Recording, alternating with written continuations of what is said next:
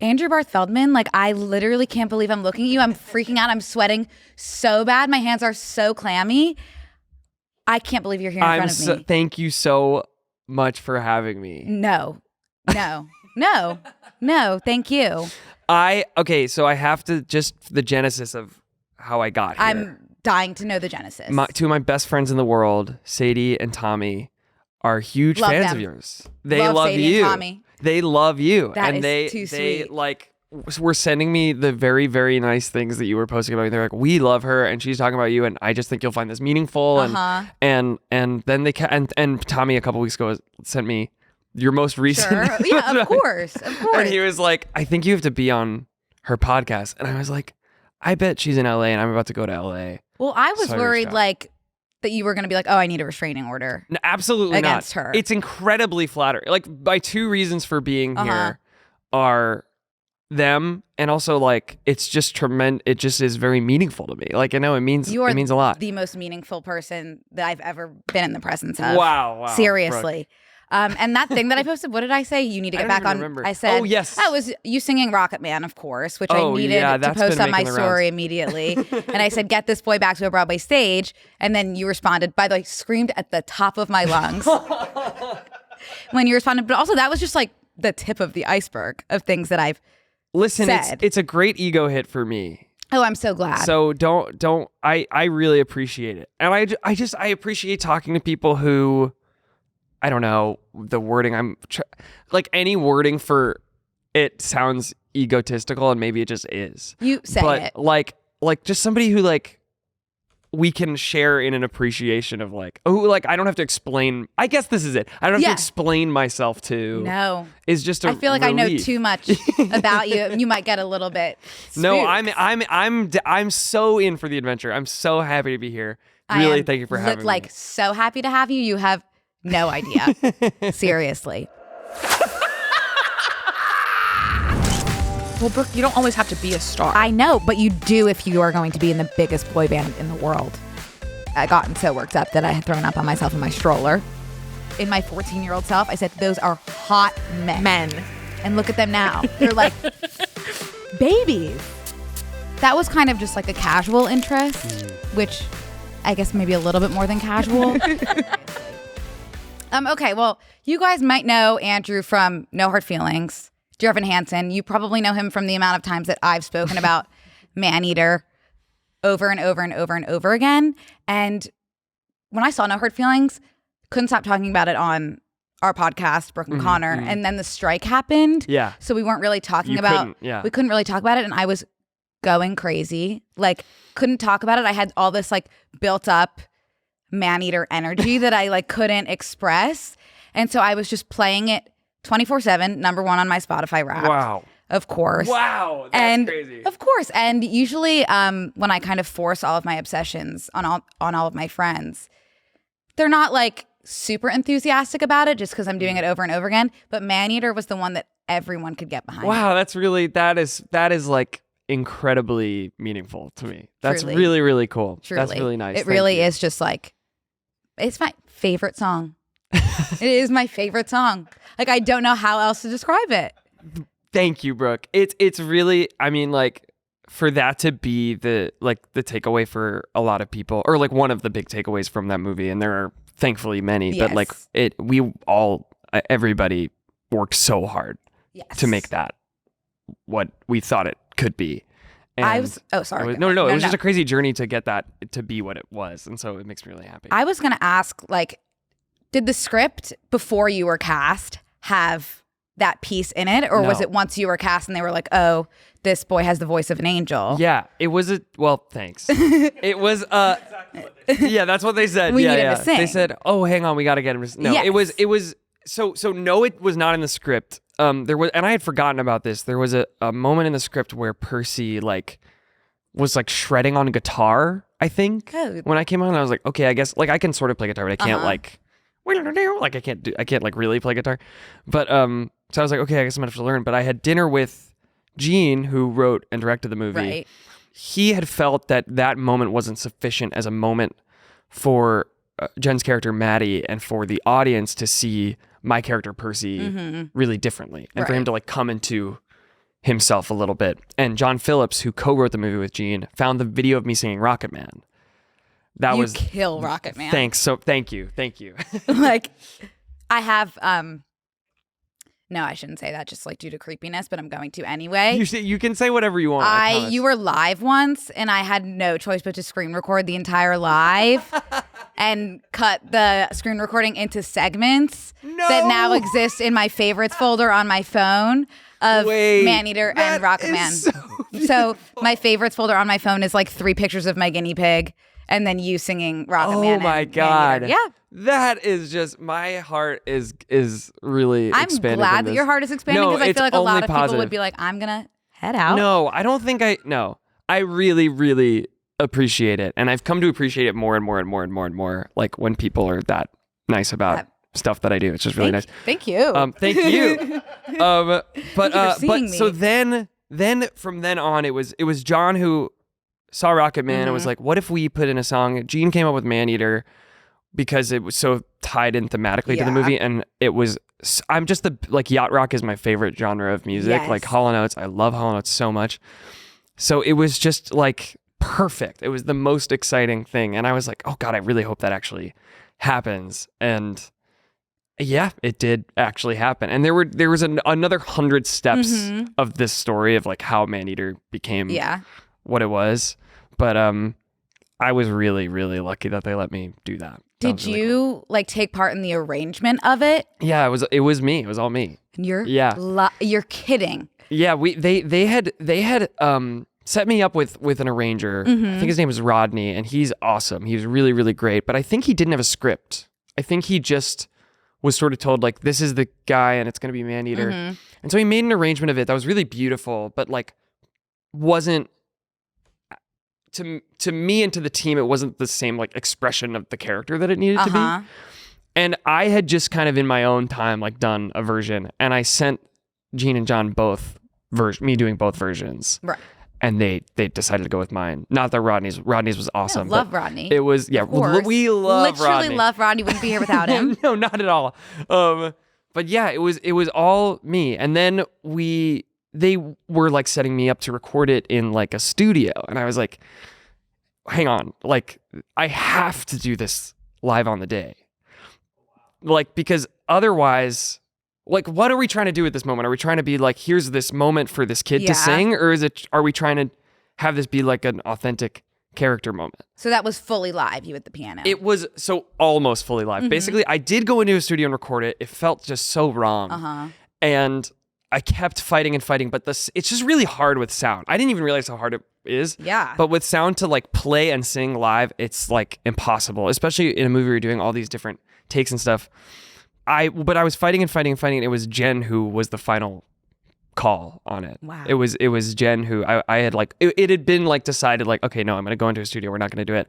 And I was just kind of venting to Jen about it, not thinking that she was the executive producer of the movie and would like do something about it. And I was just venting to her about it. And she was like, wait, I'm going to send a text. And I was like, please don't send a text. Like I have fought this battle over and over. I've asked every single person if I can do it live. I've asked our producers, I've asked our directors, I've asked our sound people. They've all said no, like, please don't. And she was like, why would we do something to divest from the possibility of this movie being a classic? Oh, I have goosebumps. That was what she said. Wow. And so then I didn't know until the day if I was going to do it live. And then I got there, and basically what we did was I did it a couple times in the morning in the room, like with the crowd there and everything, without cameras rolling. Okay. So that was just for sound. Yep. And then every other time I was syncing to that first take that I was doing live. But what's crazy was in the studio, I only did like half the song. Oh. Because I was just like, this is the cut. I don't think you want the full song. And that morning they were like, I think you should do the whole song. I think so too. And I had literally never practiced doing the whole song. So like, which made it, I think, even more authentic that I was like literally looking at the lyrics on my phone when I was recording that first one and just like trying a version of what I thought maybe the full song would sound like. And then I did it 90 times that day. And it was the day my family came to set. It was what a special day. It was an amazing, amazing, amazing day. I also love, like, there are so many different versions of you singing it that I have seen, for example, Insta Live, etc. Yeah. And they're all different. Like the one in No Hard Feelings is very much like, that is Percy. Yeah. And then you have like your own spin with like riffs Yes. that are like incredible and I can't stop listening to them. But like that was Percy, Yeah. the one in No Hard Feelings, which I just love, like how you were so that character. Thank you. That was a big part. Gene was really being like, we can't leave this scene being like, Percy should be on Broadway. Right. Like it has to be Right. like, we're seeing him just in a different way, but not like he's like, just that he has more to give to the world. Totally. But throughout the day, when the sound wasn't on me and when those cameras were just on Jen, Gene was like, okay, now you can do it. Just impress Jen. So those versions with the riffs and everything was what I was doing for the second half of the day, just to impress Jen in the like when they were zooming in on her. Truly, like when you started singing, I was like, oh, like this is sweet. I love him. He's such a good guy. And then like by the end, I was like, oh, so I walked into the theater one person, and I'm walking out a completely different person. That is like really, the evolution really, of really it. nice. I'm so thankful that they like not only that it's made it into the movie, but that like all of it made it into the movie. Mm-hmm. That it looks the way that it did. That Jen's performance is what it is. That like there was just so much magic around that moment that I'm really, really, really thankful that it's resonating with you, Brooke. Yeah, you could say that again. I was watching it last night too, just to prep, and it's just like so insane to me that you were on my screen last night, and now you're sitting in and front now of we're me. here. It's like crazy how that works. This is what was meant to be. It really was. I think it this was written in supposed the to happen. stars. It was written in the stars. Okay, so also you were in Dear Evan Hansen. That's true. Which I want to circle back to because obviously once I saw No Hard Feelings, had to go home, do kind of like a deep dive. Was that your first introduction to that was my first intro. Wow. That was my first intro. But then I was like, oh, wait, I do know him. Oh, but I don't know if I was constructing No. that Yeah, or yeah. if I did. But Or- I'd like to think I did. like you maybe had heard. Yes. Yeah. For sure, because I love Dear Evan Hansen, and I'd seen too. it a few times. But also when I learned that you were in Dear Evan Hansen, I was like, oh yeah, that makes complete sense to me because I feel like Percy and Evan are like brothers. I had yes, totally. Yeah. I had like there's so much that's different about their journeys, but their like physical existence and like their fears are a pretty similar engine to each other and to like kind of my own. So it really helped that I had spent a year like living in that physicality before doing Percy. I was gonna ask, like, are you drawn to that type of character? Is that like part of you? Yeah, it's just it's just easy for me. Mm-hmm. And I don't always want to do things that are easy for me. Right. But yeah, like that kind of physicality and that kind of anxiety feels more like taking something away as opposed to putting something on. Like it feels more like I'm like removing a layer of masking that sort of physicality and anxiety than like pretending to be a certain way. Well, you're so good at it. Thanks. And also I know that you'll do so many other characters and I can't wait to see them all. Thanks. I want to do more like accents. Like I want to do like more like crazy, like I want to wear prosthetics and like I don't know, be like a villain. You like were that's French like in something, I was right? French in High School Musical. And You were French in High School Musical, the musical. So much fun. I want to do more. I want to play more. Can you do a good French accent? I can do an okay French accent, but that was kind of the bit of the character. Right. Was that it wasn't from the beginning. Okay, so this is actually a spoiler alert for season 4 of High School Musical, the musical series. Are you going to be in it? It happened, and I was. Oh, it's okay, perfect. But I was in like 2 episodes. Okay. So this is a spoiler for what already happened. Okay. So if you're gonna watch, just like don't listen to me. But it's not important for anybody, anything but my like story. Like it doesn't really matter. But it turns out I'm not actually French. I'm from like I don't know if I said it in the show, but I'm from New Jersey, and that was the premise of the character from the beginning was that he wasn't actually French. Okay, but we're just kind of unlocking that in season 4. In season 4, okay. Yeah, it was literally in my tape for the character. I was like, I did a whole monologue about how I wasn't really French, and that never made it into the show. Okay. And season 2 ended, which was the season I was in, and I asked Tim Federle, who was the showrunner, like, we never did that. And he's like, because it's too funny that you're French and we're going to want to come back to it. Like, that's so good. Like he knew that we were going to want Antoine to come back into the show and then reveal it at some point. Oh, later. I love that. And that's a character with a lot of depth. I loved it. Oh my God. He was just like this like French villain. I loved playing that character. I haven't watched High School Musical, the musical yet, which It's is so fun. shocking. I think just you'd 'cause like it a lot. I'm like almost nervous to get started because it's like I don't have the energy to be so obsessed with anything else. It was my favorite know, TV show. Like I begged to be on it. That's how it happened. Oh like my God, I just loved season I'm 1. gonna love it because so I much. love High School Musical. You're gonna love it. movies, yeah. It's a really, and also like rewatching that first season now in the context of like everything that's happened to every single person in the cast over the last few years is probably a really fascinating and bittersweet and beautiful thing. I haven't done it in a while, but to see like Josh and Olivia and that whole crew as they were when they were that age, like on the precipice of this amazing thing that was about to happen to all of them. It's really cool. That must be really like moving. It continues to be, to look back, and also to have been like even a small part of it was just really, really cool. I love that show. Well, you're the biggest part in my eyes. Thanks, Brooke. This episode of Obsessed is sponsored by Apostrophe. Let's face it, we've all had bad skin days, myself included. And we all know it's easy to focus on the negative, but it's important to remember to take care of yourself. One of the best forms of self-love is taking care of your skin so you can feel good on the inside and out. Apostrophe's goal is to help you feel confident in your own skin.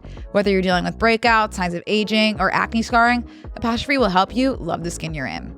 Apostrophe is an online platform that connects you with an expert dermatology team to get customized acne treatment for your unique skin. Through Apostrophe, you can get access to oral and topical medications that use clinically proven ingredients to help clear acne. Simply fill out an online consultation about your skin goals and medical history. Then snap a few selfies and a dermatology provider will create a customized treatment plan just for you. Apostrophe offers access to prescription treatments for all types of acne, from hormonal acne to facial acne and even back, chest, and butt acne. Treat breakouts from head to toe. What I love about Apostrophe was the overall service experience. They helped me tailor a customized treatment plan that worked for me. And we have a special deal for our audience. Get your first visit for only $5 at apostrophe.com/OWB when you use our code OWB. That's a savings of $15. This code is only available to our listeners. To get started, just go to apostrophe.com/OWB and click Get Started. Then use our code OWB at sign up and you'll get your first visit for only $5. Thank you, Apostrophe, for sponsoring this episode. Hey guys, we're taking a break to thank a sponsor of today's episode, EveryPlate. $1 means something again. Got a buck? Get $1 steak for life. Simply add a 10-ounce ranch steak to your weekly order for just $1 per box while your subscription is active. Now, that's raising the stakes for dinner. Wow, no one else is really doing it like that, so congrats, EveryPlate. Get EveryPlate and take back your time this February with fewer trips to the grocery store and meals ready in 6 simple steps. Save even more time with quick, easy recipes, including easy cleanup options and options ready in 30 minutes or less. They plan the meals and deliver pre-portioned ingredients right to your door so you can spend less time meal prepping and more time on you. It's been super rainy in LA, and luckily with EveryPlate, I was able to get cozy on the couch with a hot bowl of chickpea coconut curry soup, and it only took 20 minutes. At first, I was skeptical, thinking meal kits might be expensive, but now I'm convinced I can get the same deliciousness at a much lower price. You can count on EveryPlate to make mealtimes easier without compromising on quality. EveryPlate recipes include only the highest quality ingredients, including a sustainably sourced seafood that meets the Monterey Bay Aquarium seafood rankings, so you know your meals will be fresh and flavorful. Get a meal starting at just $1.49 plus $1 steaks for life by going to everyplate.com/podcast and entering code 49OWB. Subscription must be active to qualify and redeem a $1 steak. That's everyplate.com/podcast and entering code 49OWB to get a meal starting at just $1.49 plus $1 steaks for life. That is up to $110 value. Yay. Okay, so I want to talk a little bit about just like being a theater kid. Yeah. Because you are a theater kid. Through and through. Through and through. Yeah. By blood. Uh-huh. When was that moment, like from birth to now, where you were like, I like live and breathe theater? Like, was there a specific show or person or song? There were, it was a few things. Okay. It was. Walk me through it. Okay, so I'm the youngest of 4. Okay. Like by a lot. Like the next youngest to me is 9 years older than me. Oh, wow. And when I was born, they were all promised that nothing would really change. So I was brought to Disney World for the first time when I was 2 months old. Oh, wow. Early exposure. And we went every year. Like it was just like the trip is happening as scheduled and he's coming and we're pushing him in a stroller and just it's going to be fine. Mm-hmm. And it was. And it's like so that's in my blood. And then I grew up on Long Island, so my family, we would go see Broadway shows. I think I saw my first one when I was 3. I saw Beauty and the Beast. Oh, that'll do and it. I literally remember it. Mm-hmm. I genuinely, I'm not like, maybe from talking about it, like even when I was like 3 and 4 and stuff, but I do remember seeing it and going, and we like went backstage because like my like friend's cousin was playing Chip or something. And then High School Musical came out when I was 4. And that is wild to hear as like age-wise as your elder. How old were you when High School Musical came out? 10. 10. Mm-hmm. I was 4. Like you were, I think but that could be now considered it's like a toddler. it doesn't. But Wow. 6 years now is not that big. At the time, that's a pretty big difference. But now it feels. No, I feel like you're my peer. Yeah, I think. But like so a too. little bit peer, like a little bit. But I'm 6 years younger than you. I was 4 years old, and that's another thing I remember. Like I remember watching it for the first time and being like, I want to be Troy Bolton. Me too. That was like my first foray into like being obsessed with something was High School Musical. Yep. I don't know if you know this, but like my username on everything is Lady Efron. Oh, yes. Because that was my email address when I was unbelievable 10 or so because, you know, Mrs. Efron was taken. Mrs. Efron 1 was taken. Lady Efron was not taken. Mrs. Efron 618, my birthday was taken. But my dad came up with Lady Efron. And it wasn't taken. Can I say congratulations? Thank you so much. That's you got in on the ground floor. Thank you so much. So that kind of stuck around. And I think he was my first celebrity crush. Yeah. And I don't think I'm queer. Okay. That's totally completely normal. How could he not be? That's the thing. Like, I think that was the first. So, like, I guess I am in some capacity, somewhere in my body. Everyone's got that for a little bit. I was just talking about how I think my dad, too, for Zac Efron, has like a little bit of. He's just had the most charisma in the world in that movie. What can't he do? What can't he do? Can't think of one thing. Can't think of a single thing Zac Efron can't do. Did you see Iron Claw? Come on. So he was good. amazing in that. Yet. He's doing it. I'm did it, nervous. man. He pivoted successfully. So good. He's amazing. I can't wait. I'm I think so he's incredible. nervous if I ever meet him. Like, how do you go about being like, hello, like I am Lady Efron. It's nice to meet you. I don't know. I don't think I'll meet him, and I don't think that's an issue, but I am. It is something that I think about often. Like, how do you explain that in a way that's like very chill? You know, I built my whole. I've been in so many rooms now over the last few years with not Zac Efron, but with people who I like grew up just like they were like the wallpaper on my phone. Yeah. Like, you know, and now I always find the best thing to do is to tell them. But that's probably not true for everybody. Right. Because I have a hard time. Like, I can't just say like, oh, I'm a huge fan. Like, so nice to meet you. It's like, I would be dead without you. Like, you are the reason that I'm existing. Like, it's just like a little too over the top. So I need to work on that. Like, no. I do the same thing. Mm-hmm. And sometimes it's received really well and other times it's really not. Yeah. I've been there. What's the most starstruck you've ever been as of yet? Oh, wow. Honestly, this was before. This was like the thing I like bought the opportunity to do was meeting Team Star Kid. Oh, Andrew, I love Star Kid. I have never met anyone else. Yeah, that was a crazy one. I met them at Elsie Fest when I was like, I don't know, 13 or 14, and I like paid like $100 to like. That's something stand I would in a give circle my with life them. fortune for. And since then, during the pandemic, I did like a bunch of stuff with them, like that. I was organizing stuff and being like, "Let's do a." Star They're Kid still episode. going. Yeah, it's kind of a different thing now. Like now they're doing like a lot of like they kind of have this like horror universe of musicals. It's kind of crazy. They've like gone into this whole other.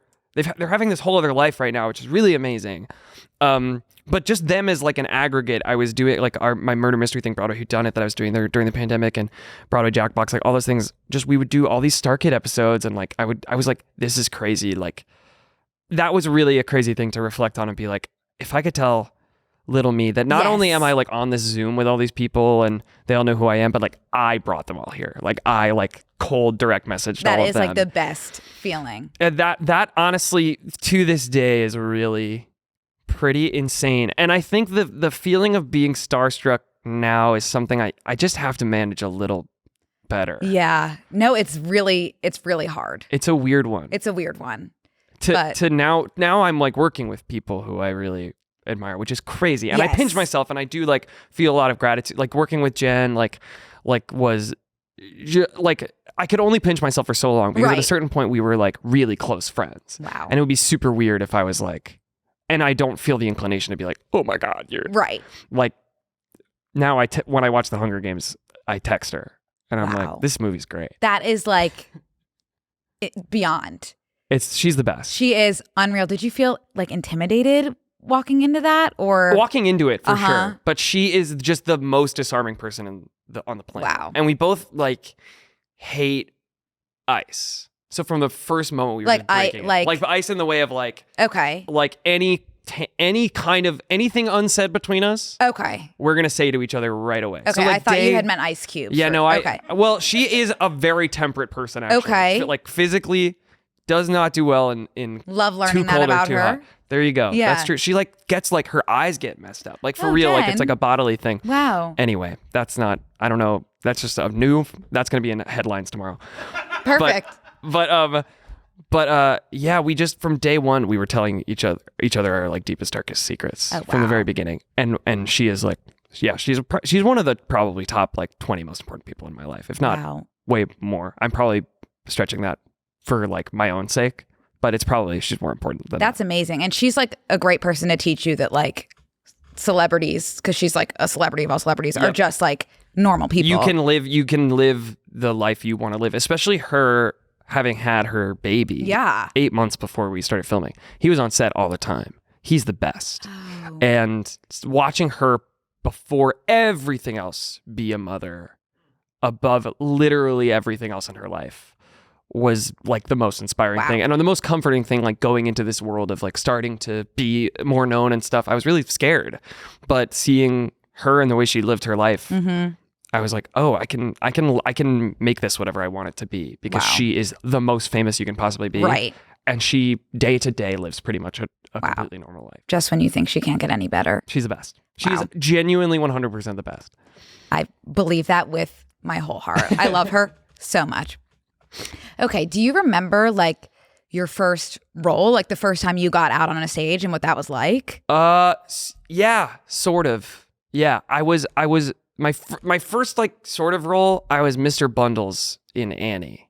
Who's Mr. Bundles? Mr. Bundles is the laundryman that she jumps in his laundry cart and that's how she escapes. Oh, Mr. Bundles. Mr. Bundles. Oh yeah, Mr. Bundles. And I was like, I was 8 years old. The girl playing Miss Hannigan was 14, and so I was like up to her cooch, frankly. Yeah, and quite frankly. I was like, come on, Aggie, why won't you go out with me? That's like the scene. And I was like, this is pretty good. I like this. And then my real first role, I was then LeFou in Beauty and the Beast Jr. Oh my God, so full circle. I know, right? Yeah. Crazy. Is LeFou's not the baby cup, is he? That's Chip. No, I was also Chip in Chip. that whole thing, but I was LeFou. LeFou is Gaston's dopey sidekick. Okay. And it was my first time getting laughs. Like, it was my first time like making people laugh and being like, what, at me? Like, and I became, that's my biggest obsession, is making people laugh at me. And you do it beautifully. Thank you so much. Yeah. Do you have like a favorite role that you played in school? Ooh.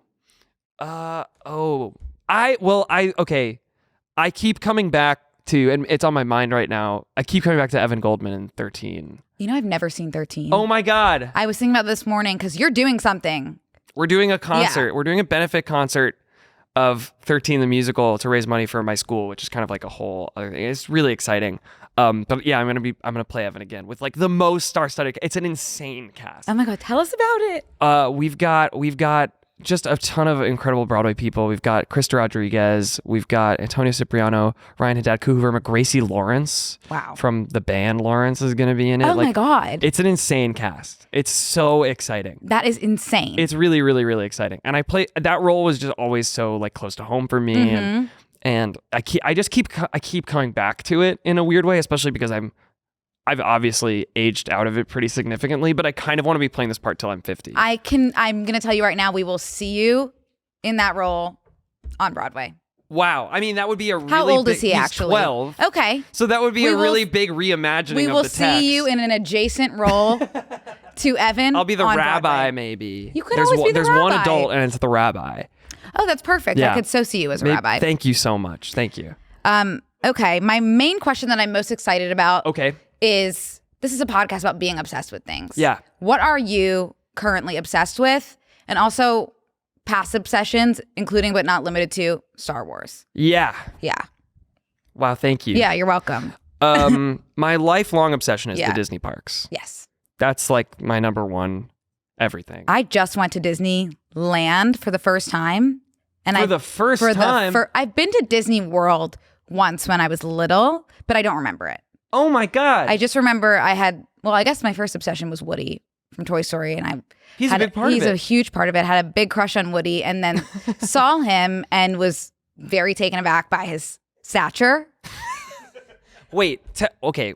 What do you, by taken aback, like, what do you mean? I wasn't expecting like a grown. Was it positive or negative? Really negative. Okay. Really, really negative. You wanted him to be thought a he was, toy, or thought he you was wanted going him to be that? be You didn't want him to be a full man. No, I didn't want that. I didn't want that at all. Nobody really does. It was a complete shock to the system, and then had to leave the park. When you were a kid? Yes. Okay, got yes. it. But never went back, and then went to Disneyland for the first time this year. Wow. Been back twice since then. Best place on the planet. Yeah, that's right. I feel confidently saying I'm a Disney adult. Yep, and we see one another in that. Yeah. I am definitely, it's an identity I've had to claim very comfortably over the last few years, and it was a tough one. Own it. I know, it was a hard one. At first I was like, I'm not a Disney adult, and I think part of that was because I was like, I'm not an adult. It's easy, and now I'm like, no, I am, and I'm still this way, if not more. There's nothing wrong with it. I'm right now on the emotional crash. I went to Universal yesterday, and do you feel the same about Universal that you do Disney? I'm going to try and be diplomatic about this. Okay, no, I could definitely not say I feel the same way. Okay. Because they serve two different purposes. Tell me about the purposes. Disney is about the packaged nostalgia. Like, I think the biggest reigning feeling of Disney is this feeling of like coming back to something. Yes. Universal, there's because of the nature of the intellectual property that they have in those parks, they're inherently allowed to have a bit more danger and a bit more, or like the feeling a little bit more edgy. It's a bit edgier. It's a bit more, not that Disney's not for grown-ups, but Universal definitely like corners that market a little more. And also, I will say in California, I think it's pretty easy to say that like Disneyland Resort has more rides than any other Disney resort in the world, and Universal Studios Hollywood has like 8 awesome rides. Yeah. So it's just a different thing. But it was my first time doing the Mario stuff, which is that's amazing. new, right? Yeah. It's we did the Mario Kart ride 3 times. It's the best. It's amazing. Anyway, that's always going to be kind of like number one up there with theater. In terms of like the day-to-day stuff that I'm obsessed with right now, I'm really obsessed with this TV show Invincible on Amazon Prime. Oh, what's that about? It's a cartoon. It's a superhero cartoon. And my friend Sam Premack, who was the last Evan Hansen on Broadway, and he is going to be in 13. He's one of my best friends. He just was recommending it to me over and over and over again. It's just that like I don't really know how to pitch it because it's a superhero cartoon and it like looks like an 80s kind of cartoon, but it's just the best told story I can think of in the last few. Like it's just a perfectly told story. And I think I'm the biggest nerd more than anything else. Like that's the thing that ties all this together is story. Like story structure and the puzzle that is a story. And I can't think of anything I've seen recently that does it better than this TV show. Wow. Invincible. It's unbelievable. How about Star Wars though?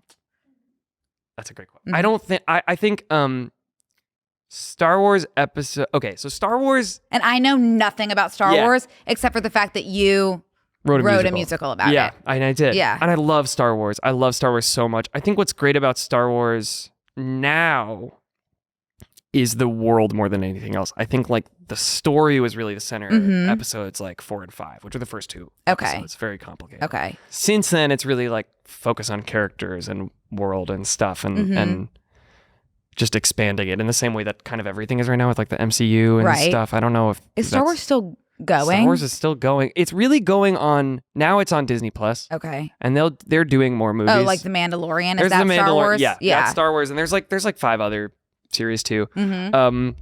I really love Star Wars. It definitely, that feels more like something that I like really loved as a kid that I love now because I loved it as a kid. But if I was discovering it now, I don't know if I'd love it as much. Kind of like a nostalgia. Yeah. It's just like, I love this because I love like engaging with my friends who love it. And I love the characters in the world, but like Disney's the kind of thing that my love for it continues to like evolve, like as a whole, like it changes and becomes more informed as I learn more about it. So when new Disney movies come out, is that something that you're like really excited for? Or Yeah. Okay. Yeah, especially Pixar. In terms Yeah. of the movies, Pixar's really like my home team. But the parks and like it's really immersive experiences as a whole. And like The I love umbrella. escape rooms. I love. Oh, I do too. I love escape rooms. Like just putting somebody in a place. This is about escape rooms. This is about Disney World. This is about any real like immersive experience, including theater. Putting somebody in a place that the whole point is to pull them into the present. That's what I love more than anything else. You are so wise. Oh, thank you. Like, I'm just like completely blown away by you. And you're 21? I'm 21 years old. Wow. Like, Thank you are you, more Brooke. wise than I think I'll ever be. I don't think that's true. Like, I'm listening to you and I'm just like, I don't think that's what- true. like- I feel like in a couple years I'm gonna like look back on this and be like, I don't agree with anything I said. no, I'm like, you are like spitting facts. Wow, thank you. Yeah, like poetry. I do my darndest. You need a podcast. I don't know.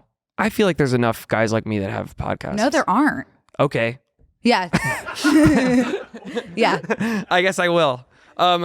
You have OCD? Yes? Oh, God, yeah. Me too. You do? Yeah. I guess that's why I feel such a connection to Yeah, you. I guess so. I Googled this. I Googled Oh. to see if you had OCD. Because I was like, How do you just Google because Brooke your podcast Brooke Averick called OCD? Obsessed. Oh, yeah. So I was like, I wonder if this is a common thread that we Yes. share. And it is. Wow. I did. That's what I Googled. And I found just a clip of you talking about it on Oh. the podcast. I always like, it's so interesting that you say that because when I think of like this version of myself that's obsessed with things, I always forget that that's OCD related. It's kind of a different thing. It is, but It's the fun it's one part. and the same. It's the fun part. Yeah. It's like, because I love being obsessed with things because it's like a security blanket. Yes. It's like if ever I'm like anxious or things feel like too much, I can just go to these things Yep. and kind of escapism, but positive connotation. Yep. You know? But then there's, of course, like the parts where it's like, oh, like I threw up when I was doing this one time. So obviously if I do it again, I'm going to throw up. Yeah. That's what I've been going through recently. Oh, really?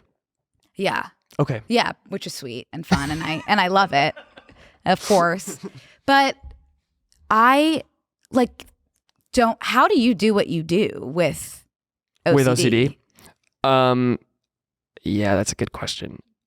At first, it was really hard. Like, Dear Evan Hansen was amazing. It was an amazing year of my life. But in terms of like framing it as how was it with my OCD, it was really tough. Like, I was really just, it had to be perfect every time. Yeah. Or I was really hard on myself. I put a lot of pressure on myself. And I think I just like, the pandemic happened kind of right after I left Dear Evan Hansen. And I think I just realized that I owed it to myself to never ever do that to myself ever again. Because I was really doing it to myself. It was not like, certainly there was pressure on me just by the nature of the thing. But I felt this like immense responsibility that just felt so much bigger than me. And I was looking at everything online that people were saying, like, it was just That's the worst. place toxic to as be. hell. It was terrible. How old were you when you were in? I was 16. Oh my God. Yeah. Wow. Were you the youngest, Evan? Yeah. That is like such a feat. I hope It's like nuts. that is No, nuts. and even then I was like, I don't think this is supposed to be happening. Like, I think you definitely made a mistake. Like, this is not a good idea, but I'm going to do my fucking best. Like, I'm going to You were work my butt incredible. off. Thanks. Thank you. It took time. Like, it took a lot of time to get there, but thankfully the cast was could see how much I wanted to do a good job that they were like, he's going to. We just have to like hold his hand through the process. It was the best year of my life. It was the worst year of my life. Yeah. It was, but I love that show. I love that character. Anyway, that was really terrible. Now Think about like if you didn't have OCD, like you Wouldn't wouldn't happen. have been able to bring what you brought to the role. and I didn't know I had it at the time. Oh, really? I wasn't diagnosed yet. So Did you think it was just like I thought I was just I was anxiety? like, I feel anxious Yeah. just like anybody Uh-huh. else that can't sleep ever and like is like constantly thinking about everything that could possibly go wrong. Yeah. Everybody does that. Totally. I really felt like Evan was like this like guy that I had to like take care of, but I was not him. I was like separated from him. Totally. And then while I was in it, I was diagnosed with OCD and I was like, oh, now everything makes sense. Yeah. But I think that's something that was kind of amazing about it was when you were buying a ticket, you saw this kid who didn't really know what was going on with him, figure out in real time what's going on with him, playing this kid, Yeah. figuring out in real time what's going on with him. Wow. Which was pretty cool. That must have been like the most meta, like Yeah. insane. And I didn't I wasn't aware of it at all. I was very grateful. I was trying like so much of my effort that year was like maintaining a sense of gratitude for the whole thing. But I had no awareness of that really, until I was diagnosed. And now I can look back on it and be like, oh my God, that kid was going through so much. But now with No Hard Feelings, I've started, or I guess I've been in it for like a year, exposure and response prevention therapy. This show is sponsored by BetterHelp. Personally, some of the relationships that I'm proudest, well, I would say the relationship that I'm most proud of in my life is my relationship with Barth Feldman right now. And I was really nervous to meet him because he's, one of my idols. But, you got to push through and do things that you think you can't do because then you'll learn that you can do them. So thank you, therapy, for teaching me that. A common misconception about relationships is that they have to be easy to be right. But sometimes the best ones happen when both of the people put in the work and make them great. Therapy can be a place to work through the challenges you face in all of your relationships, whether with friends, work, your significant other, or anyone. Therapy has given me tools to navigate my relationship with myself and others, fostering resilience and a healthier mindset. It's a judgment-free space where I've learned to prioritize self-care, set boundaries, and build lasting positive changes. It's an investment in yourself that pays dividends in personal well-being and a more fulfilling life. If you're thinking of starting therapy, give BetterHelp a try. It's entirely online, designed to be convenient, flexible, and suited to your schedule. Just fill out a brief questionnaire to get matched with a licensed therapist and switch therapists anytime for no additional charge. Become your own soulmate. Ooh, yay. Whether you're looking for one or not. Visit BetterHelp.com/OWB today to get 10% off your first month. That's BetterHelp, HELP.com/OWB. Okay, tell me about this because I am needing something. I say go for it. Because I have just been in like CBT, cognitive behavioral therapy, for so long because my OCD was diagnosed so late too, just because I think it's so misunderstood because people think of it as like behaviors primarily and like obsessive behaviors, which I don't really have. It's more of the obsessive spiraling me too. Thoughts. I don't have like, this is the thing. I don't have, so ERP is a like type of cognitive behavioral therapy, but I don't like, I'm not a germaphobe. I'm not like or anything that's like a physical compulsion. Totally. It's all mental. Yeah. So it's a tough one to target, and often it looks more like talk therapy than anything else. Right. But it's really just like, if I'm really worried about that I'm like a serial killer, let's say. I'm like, I might kill a bunch of people one day. It's like, okay, well, you're going to watch, which by the way, this is an example. I don't think I've ever been worried that I'm a serial killer, but that is an example, and it's a totally understandable thing to worry about if you I've been there. Like, I know I've kind of been there and been like, just like am I a terrible person? No, I thought I've killed people before. Yeah, for sure. Yeah. Tons of people. Yeah, man. Yeah. What a crazy thing our brains do. Yeah. And they were just like, oh yeah, that's just generalized anxiety. I'm like, what? Really? That's not my reality of it. Right. Yeah, no, totally. Oh my God. No, so you would basically like watch like a bunch of videos of stuff about serial killers. Okay. And you would like record a voice memo of yourself, like talking about a scenario in which you might, like, what's the worst case scenario? Like, what do you think happened? Say it out loud, right? Or journal it, or like listen, make a voice memo of it. And then you're just going to listen to it until you get bored. And that's kind of brilliant. Yep. It's kind of torture, but then it's not anymore. Like, then at some point, it's literally the first time I did this, I was listening to myself on tape talking about something, and I was breaking out into sweats. Like, I was laying in bed and I was just like sweating. And then at some point I was just like, okay, I want to go get food. Like, and then you're like, huh, I can just, maybe it will happen. Maybe I will be a serial killer, but right now I'm getting groceries, so I'm not going to worry about it. Like, that's kind of the thing. Like, totally don't be a serial killer, by the way, anybody. No, don't. Of course, we're not advocating or even for a one-time killer. Don't kill. It's just not a good idea. No. So it's really changed my life. And so my attitude with No Hard Feelings, and honestly with a lot of stuff right now, was beating my brain to the punch of every day I would start the day and be like, I'm going to do a terrible job today. I'm going to be really bad. I'm going to screw it all up, but I'm going to measure the day and how kind I am to everybody around me, and I'm going to do my best there. And if I'm going to do my best to perform. I'm just going to do my best, and maybe it'll be terrible. That's all you can do. And maybe I'll be fired and everybody will hate me and they'll lie to me that I did a good job or whatever. But I'm just going to do my best. And the days where I was most successful in that 100% of the time were the best days on set. Wow. For my performance, for like my relationships with everybody on set. And I would end every day the same way. I'd be like, I did a terrible job today, but I'm going to try again tomorrow. And it sounds mean. Like now, a lot of times when I explain that to people, they're like, "Oh, that's so terrible," and I'm like, "No. No, it took so much weight off of my shoulders. Like it felt amazing. Yes, it is so helpful to like think about the worst case scenario and know that you'll live through it. Yep. I did have like a little bit of a blip in that regard. Yeah. When I was younger, I used to always think like, okay, what's the worst that could happen? You'll live through it. It's not that bad. And I used to be, and still am, like really terrified of throwing up, which is like a big OCD thing. Yeah. And if people know this story, but I'll just tell you. I was driving my crush home from school in high school, like senior year. And my big fear was like, what if I throw up in the car? Oh, yeah. And it was like, okay, like worst thing that happens, like you throw up, not a big deal, you'll live through it. And I did. And it was horrible. Like it was literally like, okay, the worst thing that could happen happened. And it was like really bad. Like it was the worst thing that could happen.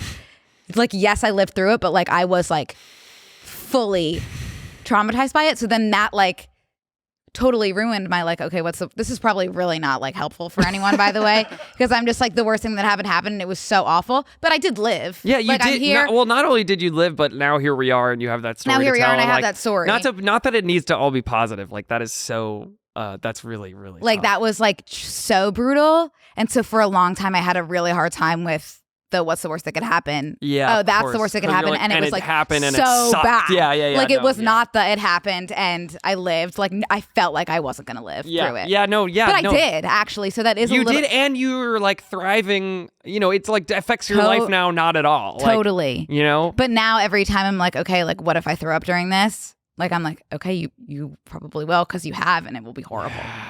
So that would be like a really good That's a good thing for to me bring to do into ERP. the exposure. Yeah, totally. I think so. But I don't know how that would make me not throw up. Maybe I play it during situations. Maybe it doesn't make you not throw up. But Maybe I it just makes have to you be more okay about throwing up. That's brilliant. You know? That's you are kind like you are my therapist. You are my exposure therapist. That's a real honor. I would love to be your therapist. I would literally pay you my whole life savings. You are my therapist just by existing in my favorites folder of my phone. Thank you so much. Yeah, of course. I was going to ask you, and this is like completely like 180 Let's do it. Topic change. Have you seen Glee? Yeah, of course. I was thinking about you last night when I was watching Glee, and I was like, Andrew would have been on the show if you weren't 8 years old. If I was a little older, if yeah. you weren't 8. No, I remember one of my I was kind of in and out of Glee because I liked it, but then it kept going, and I was pretty young, and I didn't really know what it was about. That's something that should have stopped. Well, yeah, sure. I still have not watched all of Glee. I've been watching it actually, a lot of it recently, because Sadie, my friend who brought us here, is obsessed with Glee. Love so Sadie. we've been watching it, and but I do remember I watched when they did "Baby It's Cold Outside" when I was like 9 or 10. The Christmas special. Blaine and Kurt sang "Baby It's Cold Outside," and this is so true. I must have been younger. I must have been like 7 or something. Like if I'm really doing the math, I asked my dad. I was like, "Why are these two boys singing this song together?" And my dad was like, "They're just really good friends." I was so in love with the two of them. I read this fan fiction about Kurt and Blaine, where Blaine was a convict, but he was in high school and he had this ankle monitor, and this was like out of the Glee universe, but it was still Blaine and Kurt, just different versions of them. Wow. And yeah, so Blaine was going convict mode, ankle monitor, and then Kurt was just like this sweet, innocent fan fiction is wild. Fan fiction is wild. And this is like the one fan fiction I ever really let consume me. And was it one of the ones that they kept adding to? Yep. I came out every Thursday night. I was locked and loaded at my computer. And it's like longer than Harry Potter and the Order of the Phoenix. Wow. And I recently, because I've been talking about it a lot, it's been coming up a lot. I ordered a hard copy. It fully became a book. Yeah, I ordered the hard copy. I should have brought it. They made a hard copy of it? They made a hard copy. I got the last copy on Amazon. Can they use the names Blaine and Kurt and stuff in the hard, That's an awesome question. You haven't checked? I doubt it. I wonder. But I'll let you know. Wow, fan fiction is crazy. It's just a whole other medium of storytelling on top of storytelling. It really is amazing, but I wish I could read it now, but I can't. And I guess this is really like one of the only ways my OCD manifests like physically. Like if I can't log it on my Goodreads, I can't read it.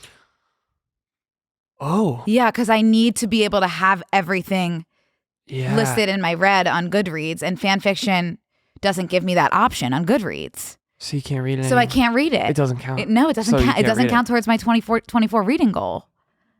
I get it. Yeah. I get it. But you know what? Since this one's a hard copy, you probably can. I probably can log that. Yeah, it's by bet they so have it. I could dive back into that. Yeah, there you go. Yeah. Now it's time to get back in.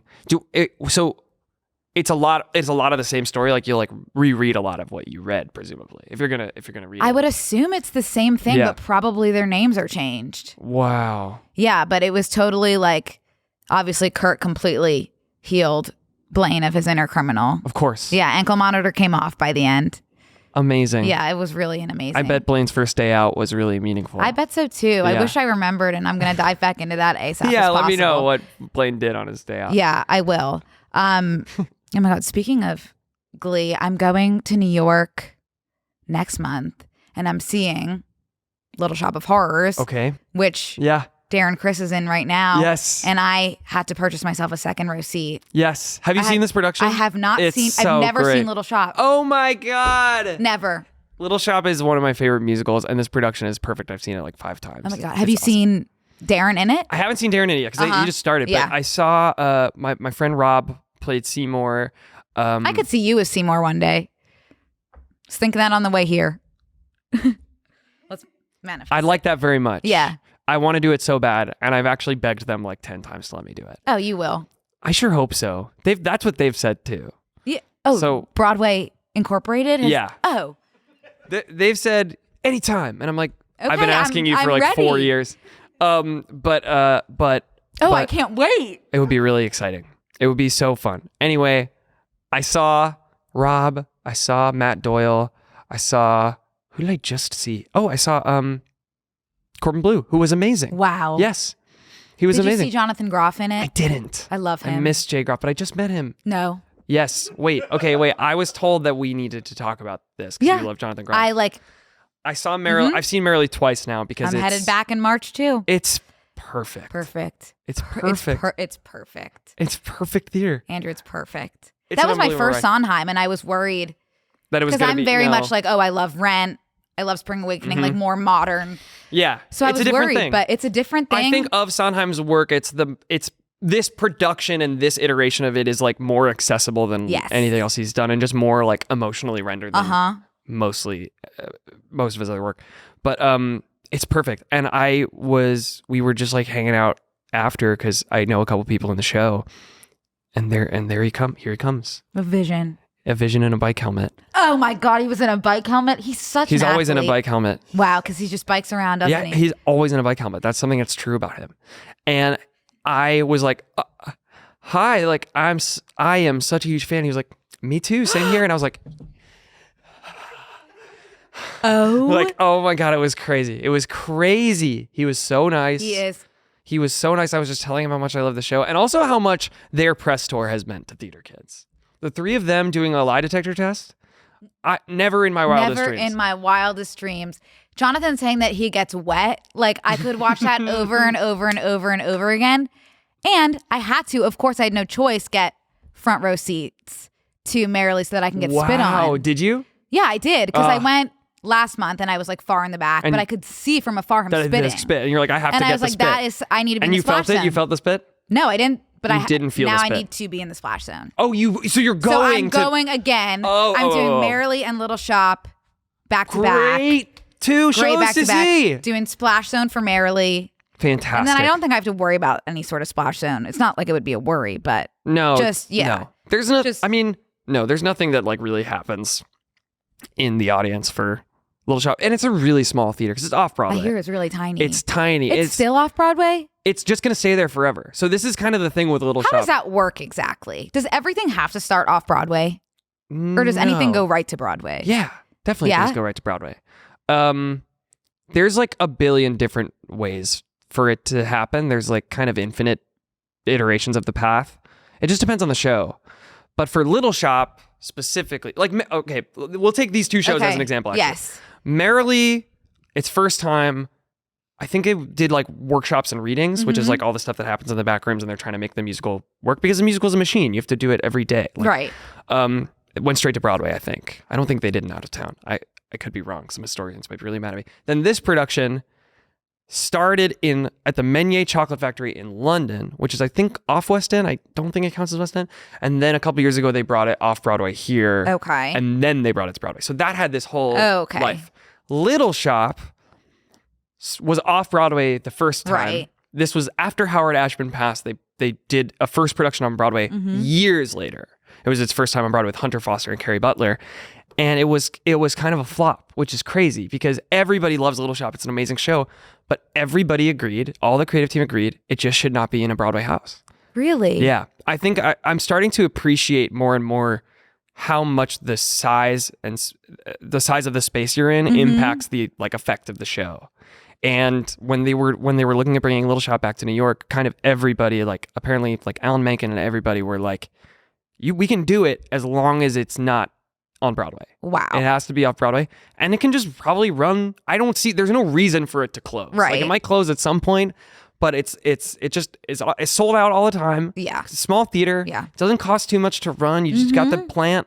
It's a little Wow. show. Like it should just live in New York. I believe it should be a fixture of New York, like forever. Oh my God, I'm so excited to see Yeah. it. So is the main difference between off-Broadway and Broadway just the size of the Yeah. theater? Okay. That's it. Wow. You are a wealth of knowledge. This is the thing I'm interested in, you Yeah. know? Yeah, that's it. It's there's a number. I don't remember what the number is. I think it's like 500 or something. If it's 500 seats or more, it's a Broadway theater, I think. Oh. And if it's less, it's off Broadway. But those differences are then large. Like then it's like the producers are totally different. What you're allowed to do is totally different. The amount you're allowed to be paid is totally different. But that's the delineation. Okay. I've Somewhere just around learned there. a huge thing today because I always thought it was like you had to start off Broadway and then once you like pop off, Yeah. then you go to Broadway. No, I actually think the biggest thing we need to do in our industry is break down the idea that Broadway is like the end all be all of Let's theater. do it because right a lot now. Okay, hey guys, Yeah. Broadway is not the end all It's be all. not the end all be all. Just because there's some shows that like Little Shop that just like don't belong in a Yeah. Broadway house, and that's completely fine. Normalize it. Theater's theater. Yeah. I think the most important theater is high school theater Oh, Andrew, and me like too. youth theater. Like that's the realest theater of all. That's the most important theater we have in the world. Yeah, it really is. We need it. The kids need it. The kids need it. What was you did Catch Me If You Can. That was my Jimmy's show. That was your Jimmy show. Yeah. Goodbye. Mm-hmm. Well, first of all, you singing that, like speechless, of course. Thank you. That song is just like so gorgeous. That's one Yeah. of the first shows I think I saw was Catch Me If You Can. I love that show. It's so I love that good. show. And doing that show really made me fall in love with it. I think before doing it, I was kind of like a cynical high schooler about it. And I was kind of like, it's cheesy maybe. But I really got it. Like doing it was really special. And the fact that I'm like sitting here with you kind of traces back to Catch Me If You Can, which is crazy. Like it all, like the fact that I'm who I am and all goes Because, back to yeah. doing Catch Me If You Can with 12 people at my high school. And like our set was like sometimes folding chairs. Because then you got to the Jimmy Awards. Yeah. Which they're kind of new, right? New-ish. I was the 10th year. You were the 10th year. And so now I think this year's 15. Yeah. Okay. And so did people see you at the Jimmy Awards and were like, okay, we need him on Broadway? That was it. That was it. The Dear Evan Hansen producers and casting directors, the casting director, Tara Rubin, who is amazing, was a judge of the Jimmys. And Stacey Minich, who is the lead producer, was in the audience and they were sponsoring it. That we saw Dear Evan Hansen that week with the Jimmy Awards. Like we went to Wow. see Dear Evan Hansen. Was that your first time seeing it? It was my, I want to say third time seeing Okay. it. But the most I had wept, actually. I was like almost threw up. Oh my God, your body knew that something was about to happen. I think it was partly it was my first time seeing it without my family. And I think being there like with the friends I was making that week with these like 80 kids and like being like so close to it. And also Taylor's performance, Taylor Trench was in it at that point. It was my first time seeing someone other than Ben, who was also just wrecked me. But seeing such a different performance, it was really, really meaningful. But apparently at intermission, they were texting each other saying that they needed to bring me into the room. And 2 weeks later, I was auditioning for the whole creative team. It was my first audition for a Broadway show. That was your first Broadway audition? Yeah. Have you done any since? Yeah. And didn't get them. That put me on the phone with them. It happens. My first I feel like I can say that my first audition back from COVID was for Bad Cinderella. Oh, I've never even heard of. You've never heard? Some people are going to think this is really funny Bad Cinderella was a musical. I'm not going to talk bad about this musical. No. I'm not going to do it. But there were some missteps, I would say, in the creation of this musical. Unfortunately. So maybe for the best. And it was a good audition for me to like get. I was never going to get this part. Like I was like, what was the part? It was the prince. What was I doing in there? You were doing a perfect prince. Well, especially in the thing, they were like, this is a different kind of prince. He's a bit more He's bad prince? anxious. And I was like, oh, great, easy. Perfect. If your character description has the word nervous in it, call Sign me in. up. Yep. But then I like did it and I did my take on it and I sang the song and they were like, could you be like, great job. You did a really great job. Could you be maybe a bit more confident? And I was like, you don't want me for Goodbye. this. Thank you See so you much. Later. Yeah. Okay. I want to ask you one last question. Okay. Before I let me go. Let me figure out like which is the most important one. We could do a rapid fire too. We could always do rapid fire. While she figures it out, where in Long Island are you from? Woodmere, 5 towns, Nassau County. South. My wife is from, her parents live in Comac now. She's from Shoreham originally, but. Oh, amazing. Comac, go to Long Island. No, I don't know where it is. I said amazing like I knew where it was, but I don't. I feel like Long Island's It's pretty long. It's very long, but the very specific type of people that live on Long Island. Very specific type of people. Yeah. I love a Long Island human. I do too. I do too. There's something in the water, I think. Yeah. I mean, I think there's like two different types. Oh, yeah. I mean, I grew up internal to, both internal to and also outside of an Orthodox Jewish community. Like, we were kind of the one, like, Me too, Reformed Andrew. Jews in our neighborhood. Yeah. Really? In Philly. Whoa. Yeah. So, yeah, it's definitely an experience. Yeah, I always felt like to be less Jewish than everyone me around too, me. I do too. But, it's part of the Jewish experience. Yeah, is figuring it's certainly out the like American Jewish. where you land and how Jewish. You are Jewish. And then learning that's not really that's not how it works. No, it's not. You're Jewish. You're Jewish. Yeah. Yeah. Okay. Last question, and then I want you to talk about like what you're doing now and plug everything that you need to plug. But if you had to do something else besides any sort of entertainment, acting, singing, what would you do? Besides entertainment, I don't know, because I would be an Imagineer. Like, I would want to be an Imagineer at the Disney parks, and I still kind of want to do that anyway. But I feel like that is kind of cheating. I feel like that's still entertainment. No, I'll give that to you. Okay. Yeah. Is that the person who like makes the rides? Yeah. Yeah. So you would have to go like engineer. Well, mode. that's the thing about it, is that it's really a catch-all term for the people who make the rides, and there's a lot of different jobs underneath that. Like, there's the person who like writes the idea and like maps out that whole thing. There's a person who's actually like sketching it, and a lot of people do a lot of things. Right. I feel like if they were to let me be involved with anything, it would be like in like shows, like in like, the actual like stage shows. Oh, that would be so fun. I want to do it so bad. You can. I do my best every day to get, everything I'm doing is trying to get closer to being a Disney Imagineer in some way or another, or like having access to that world. And the closer and closer I get, the happier and more purposeful I feel. You will get there if that's what you want. That is what I want. You have it. But I want to write. Period. Like, I love writing music. I love writing musicals. I love writing stories. You are a storyteller. Thank you. If I could think of one word to describe you, storyteller. That is the word. That is the word I hope to be described by. So I really appreciate that. Of course. I do my darndest. You are the best storyteller that I know. Brooke. Thank you. Of course. Okay, so what are you doing now? I've seen you're doing this yacht rock. You talking about Popular? That was I was like featured on that, but it's my friend Dan's thing. Third Okay, so Reprise. it's Dan's. Definitely check out Third Reprise. Check out Third Reprise, everybody. They're basically it's like Scary Pockets but for Broadway. Okay. And and he's a genius, and it's amazing, and they have these amazing singers. So you were like a arrangers. guest performer for that. Okay. I didn't know if that but was I was like pretty. He was talking like it wasn't like I just like got a cold email. Like it's my friend, and right.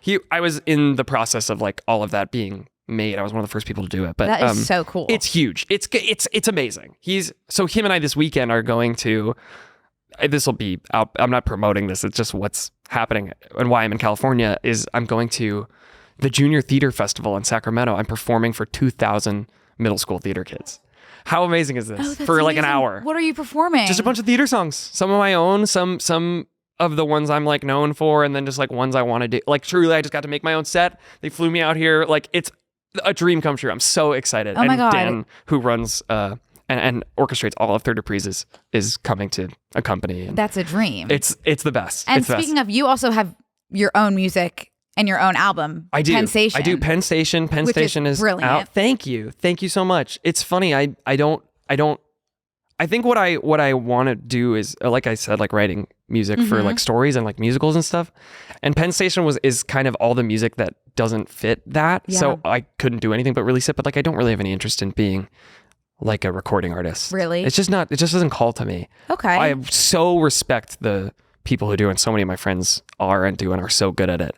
And it just doesn't call to me. What Well, calls that's to me good is to know like, about yourself. You I can't do know. everything. I kind of had to release it. Yeah. And it's not that I'll never do it again. Right. Because I like writing music and I like Right. releasing it. But like to like think about like really getting it out there and touring, it like sounds great, but it's just not what I'm aching for. Totally. I want to write musicals and I want to see them. I want to go to your musical. We'll go together. Yeah. I'll be in the front row. Please. The Splash Zone. The Splash Zone. I can't wait. I guess the only thing I have to plug is 13. I feel like that's the only thing right now. Tell us all, like, give us all the details. Yeah, it's Sunday, March 3rd. We're raising money. So they renamed the theater facilities at my alma mater after my mom, which is pretty incredible. Wow. It's kind of unbelievable. And so we're raising money to continue to renovate the facilities and make some scholarships and stuff. And to do so, we're doing the musical 13, which is a really awesome show in concert with this incredible cast on March 3rd. You can get tickets at bit.ly/13 in concert. You can get your tickets. That we just announced the cast today of recording this. Okay, I'm getting my ticket now. I think. Is it Are you sold gonna out? be? No. No, I won't be in New York. You won't but be in New York? I'm going now. I'm going to be. It's gonna be crazy. It's gonna be crazy. I think it's gonna be like an insanely fun night. How many seats are there? Like 400. Oh wow, that's a good chunk. It's a good chunk. It's not too many. Maybe if we sell out, we'll do another one. I don't know, but like, we're not sold out yet. So please go for it. Izzy, when are we going to be in New York? We're going A couple weeks later. March 14th. If you ever need something to do on March 14th and the rest of the cast is free To do it again? to do it again, Maybe. I feel like if we were to do it again, I'll we'd do buy it again all the same 400 day. seats. Okay, Yeah, maybe. that's fair. That's completely fair. I was just throwing it out there. Yeah, great. We can just bring you out for the March 4th or Okay. whatever. What is it? March 3rd. March 3rd. We'll just Come. put you out for that Okay. one. Come to see it. Say less. Please. Say less. I'll be there. It's gonna be crazy. It's gonna be really fun. That's it. I think I've just, I don't know. Stay tuned, I guess. Stay tuned. Stream Maneater. Yeah. No Hard Feelings is on Netflix. It is. I also own it on Amazon Prime because I couldn't wait for it to Nice. come out on Aw. Netflix. But They sent yeah. it to me on DVD, which is kind of crazy. Oh my God, I didn't I have it realize. on Blu-ray. Yeah. Do you have a player? No. Well, you could just use it for decoration. That's all that. That's It's on very my nice to bookshelf have. and it's yeah. nice. Ooh, And that's a good bookshelf it is a good accessory. bookshelf accessory. Andrew, I cannot thank you enough. Brooke, this was like wonderful. literally the highlight of my life, my 27 years. Thank you for having me. Thank you. This was really like, special. I'll never I won't shut up about this. Like That makes me really happy. yeah, you are the best. Love you so Love much. you so much. You are the greatest. Okay, guys, thank you so much for tuning in. Andrew Barth Feldman, everybody. Thank you. Thank you. Thank and you. we'll Thank see you. We'll Thank see you you. next week.